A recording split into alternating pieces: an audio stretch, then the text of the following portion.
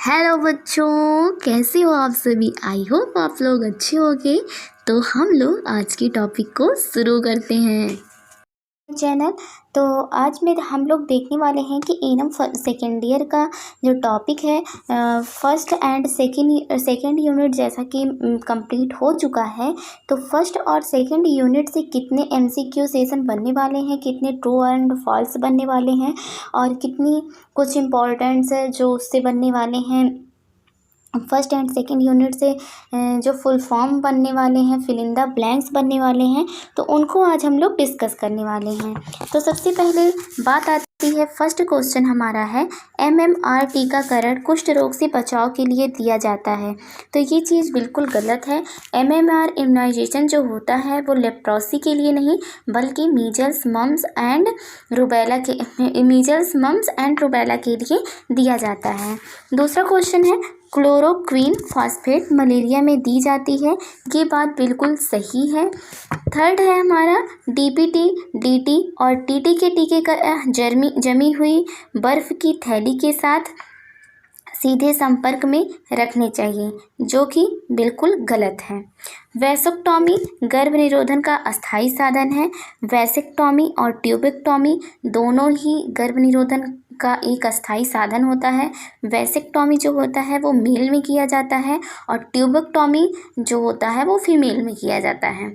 Tubectomy को tube को ऐसे कट कर देते हैं या फिर उनको बांध दिया जाता है। गयोक्षमा बाइवन टीबी पशुओं को प्रभावित नहीं करती है, जो कि बिल्कुल गलत है कि प्रभावित ये करती है। गर्भवती महिला को प्रेमिक्विन की गोलियां नहीं देनी चाहिए, बिल्कुल सही बात है, इनको ये दवा नहीं देनी चाहिए। तो ये ऑप्शन हमारा ट्रू हो जाएगा। NGO के क्षेत्र का कार्य सामाजिक सहभागिता सुनिश्चित करना है। तो सही है, सामाजिक सहभागिता सुनिश्चित करने के लिए NGO नॉन ऑर्गेनाइजेशन प्रोग्राम होता है जिसमें गवर्नमेंट का कोई लेना देना नहीं रहता। ये एक प्राइवेट संस्था होती है और इसमें सामाजिक सहभागिता सुनिश्चित करना होता है। कुष्ठ रोग में BCG से आंशिक सुरक्षा नहीं मिलती है। सही है, जो कुष्ठ रोग BCG होता है, बेसिलस कैलिमेंट ग्यूरिन, ये TB के लिए दिया जाता है, ना कि लेप्रोसी के लिए। कार्यवाही योजना सबसे पहले सब सेंटर स्तर पर बनाई जाती है। बिल्कुल सही है, कार्यवाही योजना जो भी एक्टिविटी प्लान होता है सबसे पहले वो सब सेंटर पे बनाया जाता है, उसके बाद PHC CHC यहाँ सब बनाया जाता है। DPT की पहली खुराक 9 माह में लगानी चाहिए, जो कि बिल्कुल गलत है। 9 माह में तो मीजल्स मम्स रूबेला की टीके लगते हैं, ना कि DPT के। इसी जगह पे अगर MMR लिखा रहता तो ये ऑप्शन सही होता। टैबलेट आइसोनाइज्ड डॉट्स की चिकित्सा का एक मुख्य भाग है। तो बिल्कुल सही है, टैबलेट आइसोनाइज्ड जो होता है डॉट्स किस में दिया जाता है, ट्यूबरक्लोसिस के अगर पेशेंट रहते हैं तो उसमें आइसोनाइज्ड दिया जाता है, जिसमें डॉट्स चिकित्सा का एक मुख्य भाग होता है। तो ये ऑप्शन हमारा सही हो गया। तो अब हम लोग देखते हैं आगे, cross match A with B column. ठीक है, तो देखते हैं कि इसमें क्या होता है। सबसे पहले है स्वास्थ्य शिक्षा।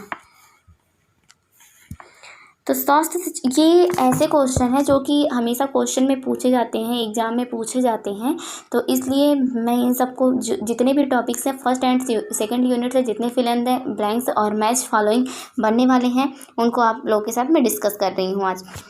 तो स्वास्थ्य शिक्षा जो होता है नुक्कड़ नाटक के थ्रू दिया जाता है।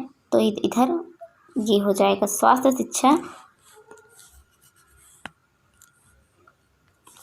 शिक्षा नुक्कड़ नाटक से मिल जाएगा। नुक्कड़ नाटक के थ्रू स्वास्थ्य शिक्षा दिया जाता है। राष्ट्रीय एड्स नियंत्रण कार्यक्रम जो कि 1987 में चला है। राष्ट्रीय एड्स नियंत्रण कार्यक्रम 1987 में चला है। डॉट्स ये ट्यूबरक्लोसिस मतलब क्षय रोग में दिया जाता है। प्लाज्मोडियम फैल्सीफेरम ये मलेरिया का एक वो है, टाइप्स है। प्लाज्मोडियम फैल्सीफेरम मलेरिया का टाइप है, इसलिए मलेरिया से ही मिल जाएगा। राष्ट्रीय मलेरिया नियंत्रण कार्यक्रम 1953 में चला। अब हमारा सेकंड आता है कि जस्ट 1 सेकेंड, प्रोटीन कैलोरी कुपोषण।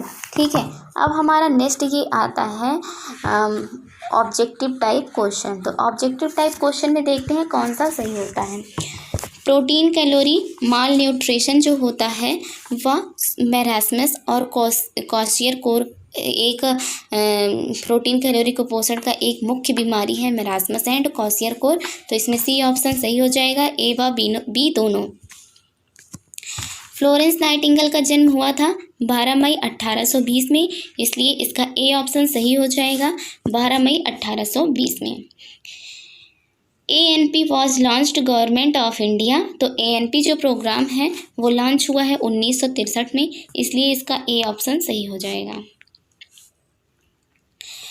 FAO मतलब फूड एग्रीकल्चर ऑर्गेनाइजेशन जो होता है वो कब स्थापित हुआ, लॉन्च हुआ? तो लॉन्च तो की हुआ, स्थापना इसकी हुई 1945 में और लॉन्च 1944 में हुआ था। पहाड़ी आदिवासी क्षेत्र में उपकेंद्र की स्थापना, जो पहाड़ी आदिवासी होते हैं वहाँ पे के लिए 3000 पॉपुलेशन रखी जाती है और जो ये मैदानी क्षेत्र होते हैं वहाँ के लिए 5000। तो इसमें ऑप्शन बी हो जाएगा क्योंकि ये पहाड़ी आदिवासी के लिए पूछा गया है।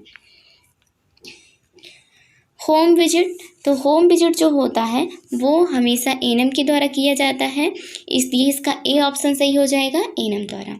और अगर इसमें दिया होता आशा, एनएम और आंगनबाड़ी, फिर उसके बाद ये सभी दिया होता उपयुक्त सभी, तो उपयुक्त सभी उसमें लगता। आंगनबाड़ी कार्यकर्ता कितनी जनसंख्या पर काम करती हैं? तो आंगनबाड़ी जो कार्यकर्ता होती हैं वो 1000 की जनसंख्या पर काम करती हैं। सामुदायिक विकास प्रोग्राम की शुरुआत हुई थी, कब हुई थी? 1952 में, इसलिए इसका बी ऑप्शन सही हो जाएगा। PHC की बेड, PHC में कितने बेड्स होते हैं? तो PHC में 6 बेड्स होते हैं, इसलिए इसका ए ऑप्शन सही हो जाएगा। अब कुछ important first and second unit से बनने वाले कुछ इम्पॉर्टेंट वो हैं फुल फॉर्म है, तो उनको हम डिस्कस करते हैं। तो सबसे पहले देखते हैं AHW का फुल फॉर्म होगा एक्जुलरी हेल्थ वर्कर, AWW का होगा आंगनबाड़ी वर्कर, ANP का होगा अप्लाइड न्यूट्रिशन प्रोग्राम, ARI का होगा एक्यूट रिस्पायरेटरी इन्फेक्शन, AWC का आंगनबाड़ी सेंटर, ADH का एंटी डायरियोटिक हार्मोन्स, ABC का airway breath cardia aspiration biopsy. उसके बाद देखते हैं AW का एक्जुलरी वर्कर, क्या होगा? Auxiliary worker. आयुष का, आयुष मोस्ट इम्पॉर्टेंट है, आयुर्वेदा, योगा, यूनानी, सिद्धा, होम्योपैथी। आशा भी मोस्ट इम्पॉर्टेंट है, ये हमेशा क्वेश्चन में पूछा जाता है। तो आशा का होगा accredited social health activist, AB का होगा आइडियो विजुअल, एनम का होगा एक्जुलरी नर्स मिडवाइफ, ये तो आप लोगों को याद ही रहना चाहिए। AEFG का होगा adverse effect events following immunisation. तो ये सब तो इतना इम्पॉर्टेंट नहीं है, लेकिन ये आयुष, एनम, एड्स, ABC और ARI, AWW और AHW ये सब मोस्ट इम्पॉर्टेंट है। तो आई होप आप लोगों को वीडियो अच्छा लगा होगा तो लाइक करें, और ऐसे ही जब हमारे यूनिट्स कंप्लीट होंगे तो उनके जितने भी इम्पॉर्टेंट MCQ सेशन और फिल इन द ब्लैंक्स ये सब होने वाले रहेंगे, तो उनको एक लास्ट वीडियो में डिस्कस करेंगे। तो मिलते हैं नए वीडियो में, तब तक के लिए धन्यवाद, अपना ख्याल रखें, थैंक यू।